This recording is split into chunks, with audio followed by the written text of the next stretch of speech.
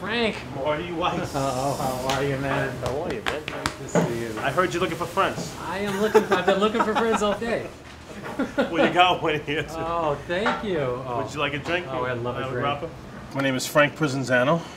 I'm a restaurateur here in the East Village. I own 4 restaurants and an internet radio station.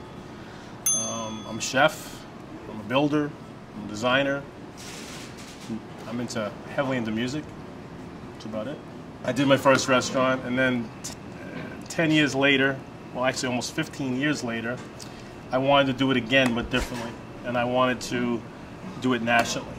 I wanted to take it across the whole country. So I thought to myself, if I had to redo this restaurant for today, what would I change? What would I do differently? And how would I sell it nationwide?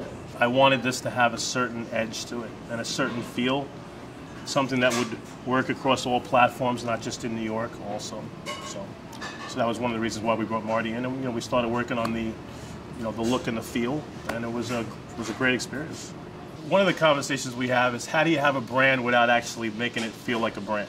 You know what I'm saying? Because that's one of the things that I've done with my other restaurants, is that it's kind of the anti-branding, concept. No signage outside. You know what I'm saying? So how do you brand a restaurant without being too, without being too gaudy, too in your face with the brand? Like I didn't want that. We wanted something that was going to be subtle, that as a whole would represent the brand. We wanted something that was going to feel like earth, that was going to feel like, you're in your grandmother's house, you're walking around, your grandmother's, space, and there happens to be certain things that are branded that stick with you, but in more of a subtle way. So when we did the storefront, we came up with the idea to just do a lot of writing.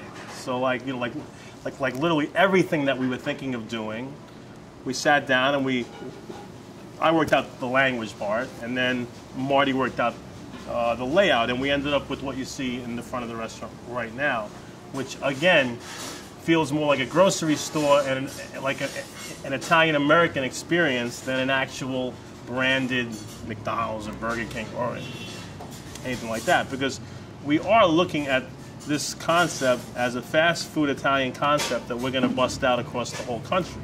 So certain parts of it have to be recognizable. But in this case, we chose fonts, and we chose wallpapers, and we chose, more, subtle things in order, to brand the space. And you can see them throughout the restaurant as well. Marty's very particular. He's obviously a stickler. What I like about Marty is when he doesn't like something, he makes very subtle suggestions, and he'll kind of dance around the topic a little bit.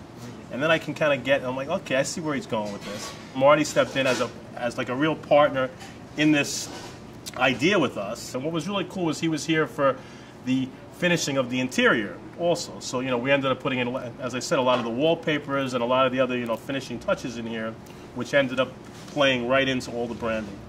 He was a partner in the entire branding process of this. I couldn't have done it without him, and I wouldn't have wanted to do it without him. I think it's important to collaborate with people you genuinely like, care about, and respect. I mean, there has to be a certain amount of respect, always, because why are you going to take someone's opinion if you don't respect them? You're not. I like people with big, broad smiles, and that's one thing that Marty has. So that solves a lot of problems, when someone's always smiling at you. I always appreciate that.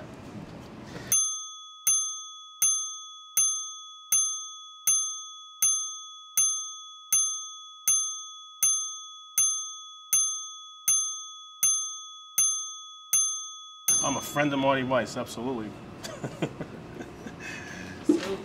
Sauce. Yeah, we're gonna have a little sauce. Sauce.